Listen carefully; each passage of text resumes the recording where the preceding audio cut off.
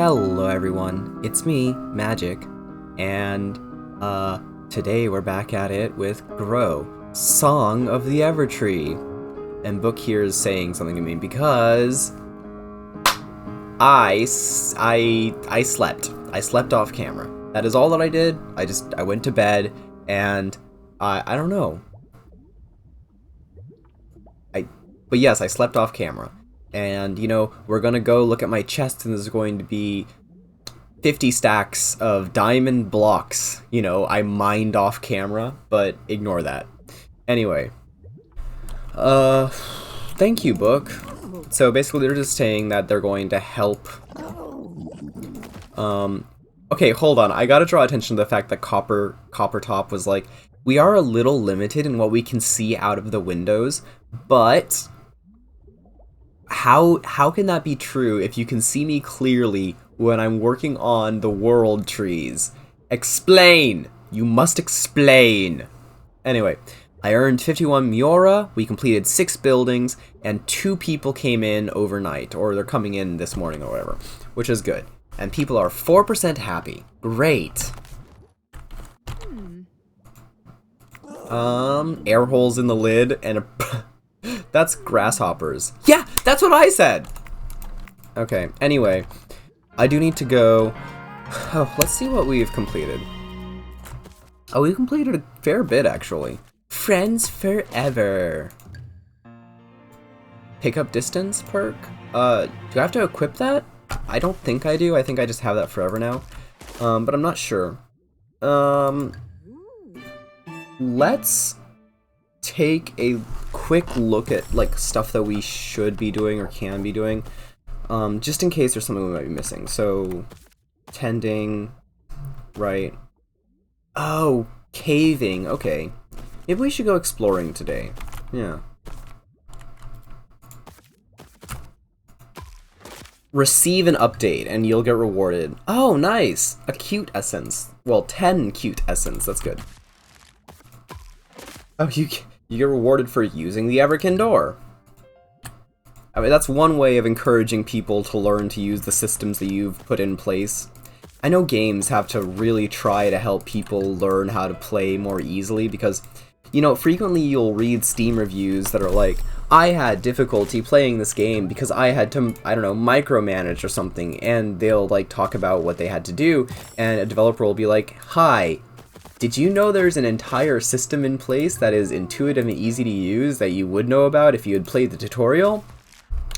I like to think of myself as not having that problem, but you've seen me blaze through this. I'm sure I missed some details, but to be fair, I just assumed that I remembered it from the first time I played this. Was that the beginning of this year? How long ago was that? It's been quite a while.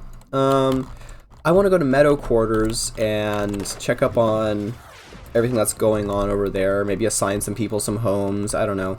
We can go into these houses and stuff. What are you doing? Isn't this house already completed?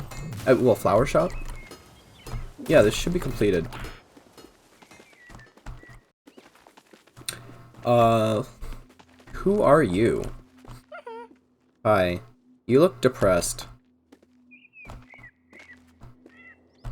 One thing that I've learned as I've gotten older is that people will respect you more and take you seriously if you look up and stare at, like, you look at where you're going, you look at what you want and you go for it. You know what I mean? I mean this both metaphorically and literally. Like, if you're literally walking around and you have your head up and you're looking at where you're going and you aren't staring at the ground and moping along, people will respect you more and they will think that you are more worthwhile to engage with, if that makes any sense. So I strongly advise doing that. Also, you'll feel better. The way that you carry yourself affects how you perceive yourself as well. Anyway, I can't talk about that and also look at the town at the same time, so... Oh wow, you have some really good stats. That's a 9. Holy crap. Yeah, okay, we're gonna assign you to a house. Let's see. You need a resident. There you go. Very good. Very good. I'm proud. Let's see. Both of these small houses are taken. Kathleen, do you want a housemate?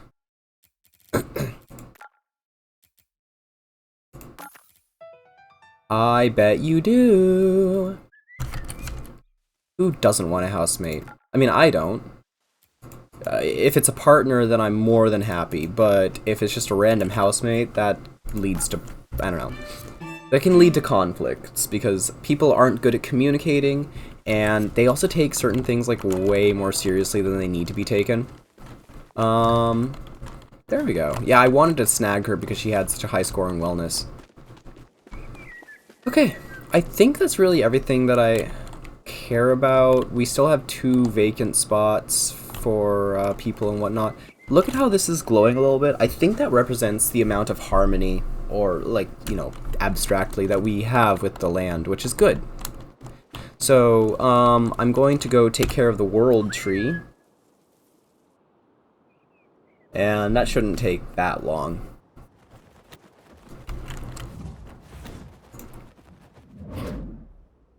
You know, last time I recorded, I talked about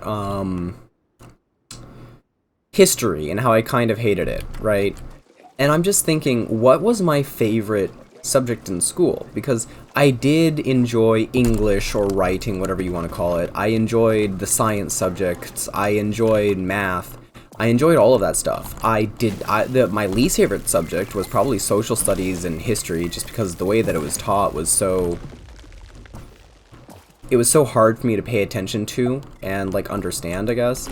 But I don't know if I really had a favorite subject. Like, I enjoyed a whole bunch of subjects, but there wasn't any one... Oh, there was one subject that I looked forward to every single day, and that was French.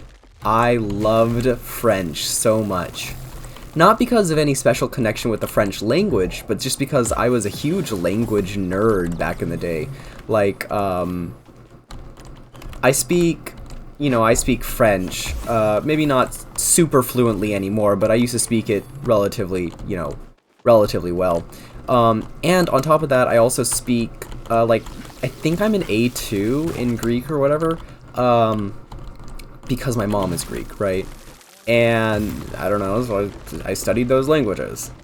And I found both of them really fun and interesting to study. I really liked examining the different rules of grammar,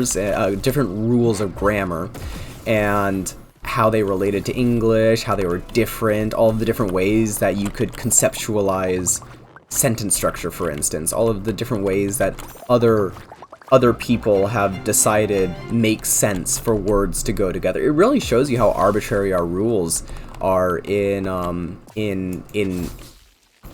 English.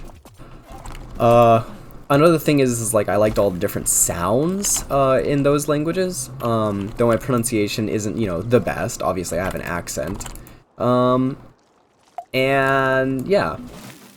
It also gave me an understanding of some of the struggles that non-native speakers might go through when learning English, some of the pitfalls that they might struggle with, because translating from English to, say, French, for instance, led me to be more aware of things like how you can't just simply directly translate, right? And when you do, it's actually fairly obvious, but some people don't realize that if someone, say, who's a native speaker of I don't know, Swedish, directly translate... No, Swedish actually has a fairly similar grammatical structure to English, or so I've heard from my Swedish friends. So maybe that's not a good example, but like, let's take French, because I am familiar with French. If you just directly translated words and sentence structures from French, it would be pretty obvious to a French speaker who also speaks English that you're just directly translating, and they'd be able to understand you. But if someone doesn't have experience with French, they would look at you and they would be like, whoa, you're a dumbass. That's not fair, you know what I mean? That's not exactly fair, is it? So it's given me a little bit of appreciation for that, and now I can sort of understand. When I see someone make a mistake in English, it's fairly easy for me to tell if that mistake, like where it's coming from and how to help them with that, or even if I should help them with that. I know that me, as a non-native speaker of French and Greek, I want people to correct me when I make mistakes in those languages. And I don't want them to do it from a place of superiority. I want them to do it from a place of, hey, I'm helping you speak the language in a better way. And I want to speak technically correct French and Greek and whatever other language I'm looking at. I do want to speak, like, properly. I don't understand. Okay. The reason why I'm saying this is because I'm criticizing those people that say the only thing that matters is getting your point across. I criticize that sentiment because I believe that that is not accurate. The reason why I believe that that's not accurate is because the way that you present your thoughts has a great deal to do with how receptive to your ideas other people are. It also has a great deal to do with how well others can understand those ideas. There's a huge amount of difference between saying, I go supermarket, buy meat, and saying, hey, I would like to go to the supermarket and get some meat. There's a huge difference. The first instance, you understand that the person is going or wants to go to the supermarket, that's true. And in the second instance, you understand more clearly that they want to go, but they might not, they might be leaving room open for you to make a request. They might be leaving room open to say what you want to do. They might be inviting you along. In the first instance, it's not clear that sort of intention is behind it. You don't know that that's there. You can't just assume that, and you might have to ask them a clarifying question, and they actually might get offended at that if they don't, if they're sensitive, because they might think that you're saying that they are being unclear, because you are saying that they're being unclear. Like, that is true. You are saying that. And so my point is that there is a lot of nuance and a lot of thought that goes into... Thanks, book. There's a lot of nuance and a lot of thought that goes into properly expressing your intentions and your wants and all of that fine and dandy garbage, right? And I think everyone, even native speakers of a language, should be open to having their use of language questioned, at least. Like, oh, you're saying this, but is that actually what you meant? And that sort of thing. But then, like, on the other hand, that can come off as pushing your sort of grammatical values on someone else. And so I understand where they are coming from when they say that the only thing that really matters is that you get your point across. Because at the end of the day, like, they do have a point. Like, that really is kind of the only thing that matters. Like, you did get your point across. The argument that I'm making is that sometimes you do not get your point across because you do not have enough of a mastery of the rules and the vocabulary of the language to understand how to effectively communicate the full depth of your point.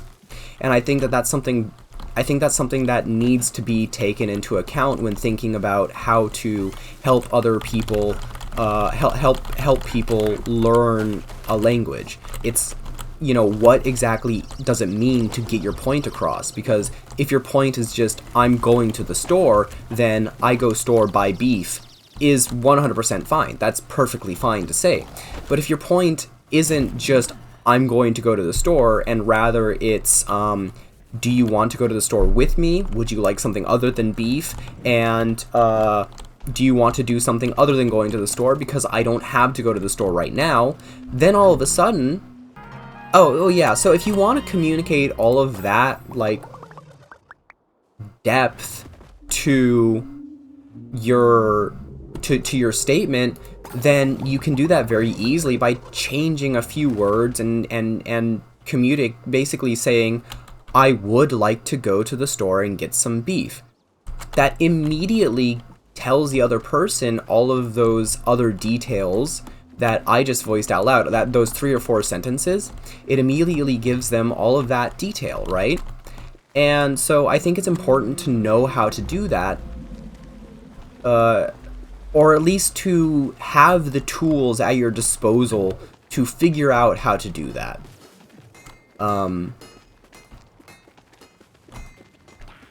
Yeah. That's more or less all that I have to say about it. This is... I like all these flowers. This is partially a, I think I can smash this. Okay, I can't. No, I didn't really want to. I just kind of wanted to see if I could.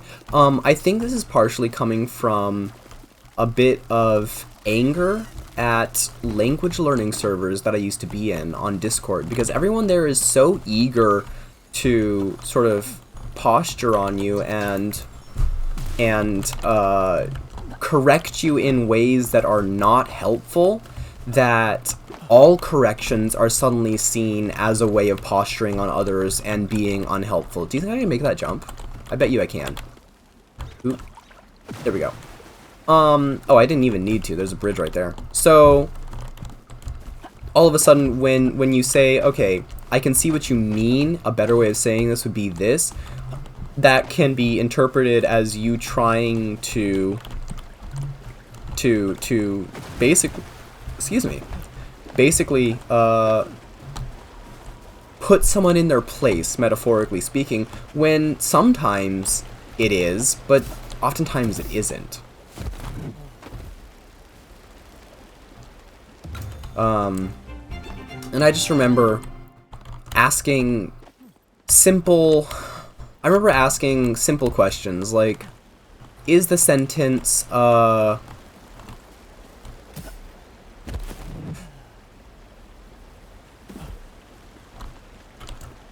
the sentence, I brought my fish to my friend's house for dinner, correct? I would ask a question like that, right? And a French speaker would say, no, you can't say that. That doesn't make any sense. And what they mean is that it doesn't make sense that you would take a fish to your friend's house for dinner or whatever, in their subjective opinion. That doesn't make sense, right? They can't envision a scenario where you would ever say something like that, therefore the entire thing is wrong. But they wouldn't answer the question. The question is that grammatical? Can I use the words in that order and in that way? And I wouldn't learn anything, and they would get this, they would have this ill-gotten sense of superiority for having supposedly helped me in some way, right? So,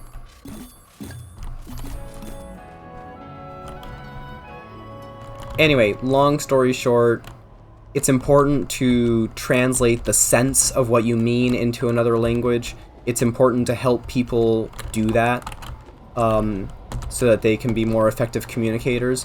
It is not important to posture over others and show how much smarter or better at a language than them you are. And it's not just languages, by the way. You know, it is everything. This can be generalized, but I am talking specifically about languages right now.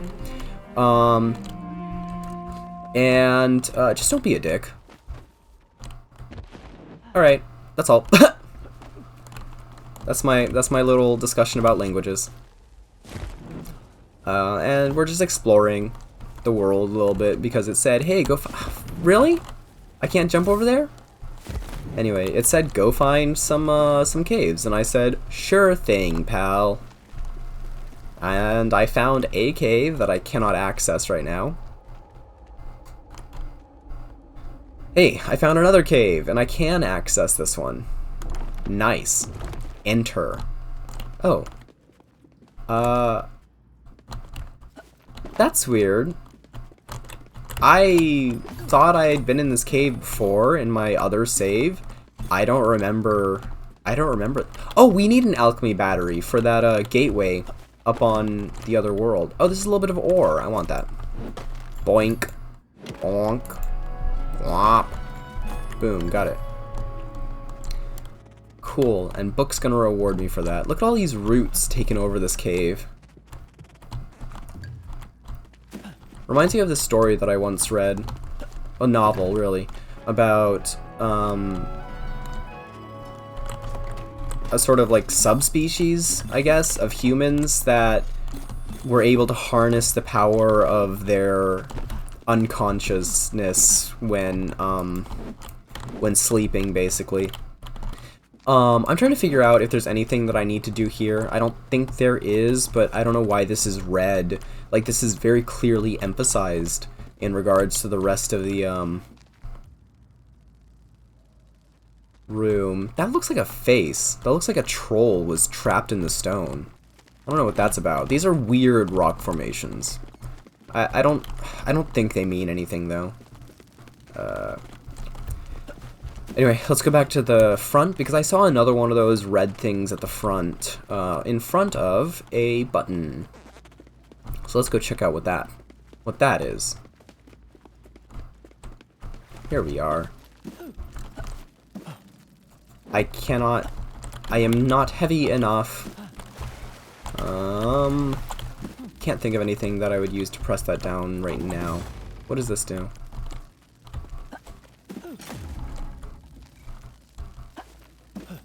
Do I just have to press these all down? Ah, no, okay, so it's some sort of combination.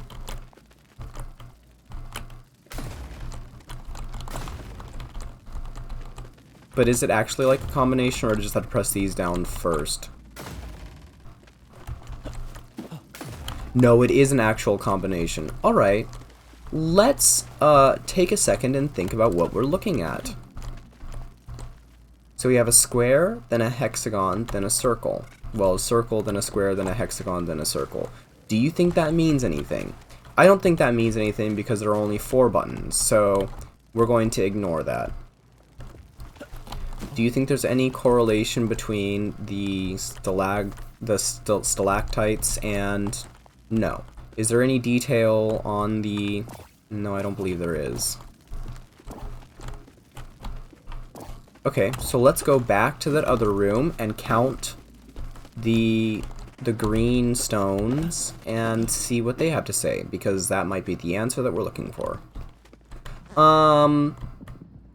So I'm going to assume that we're counting up. So this would be 4, and this would be 3, and this would be 1, and this would be 2.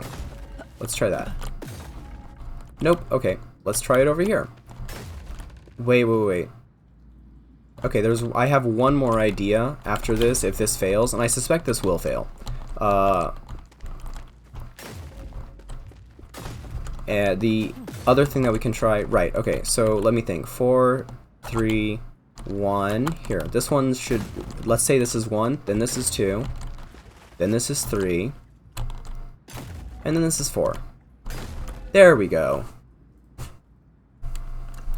Oh, does the red button just reset it? I see. So I don't think I can open that. Yeah, okay. So the red button wasn't even to enter the code. Oh, I can open it! Yay! We get some Miura. And, a hat. That is not a hat, that is a helmet. You can't trick me, game. I know what that is. I've seen that before. You can't trick me. I do want to remove these boulder piles and stuff, because, well, obviously they're in the way. They totally ruin my ability to organize, like to place down buildings and stuff where I need to put them, and that just won't do. You know what I mean? Oh, a journal. Let's read the journal after we break this box open. A terrible sickness has enveloped the land. Nothing we do seems to halt its progress. I don't know what's wrong. We keep on harvesting more and more from the world around us in an effort to create machines that will halt the spread of this disease, but it just keeps on getting worse. It burrows under walls, grows faster than any tool may cut it, and simply being near it saps one's energy. Worst of all, it feeds upon our Miura. I fear alchemy is powerless to stop it. Yeah, because alchemy caused the problem, you dumbass. Anyway, yeah, we did some fun stuff today. We solved a puzzle. We tended the tree. I ranted about languages.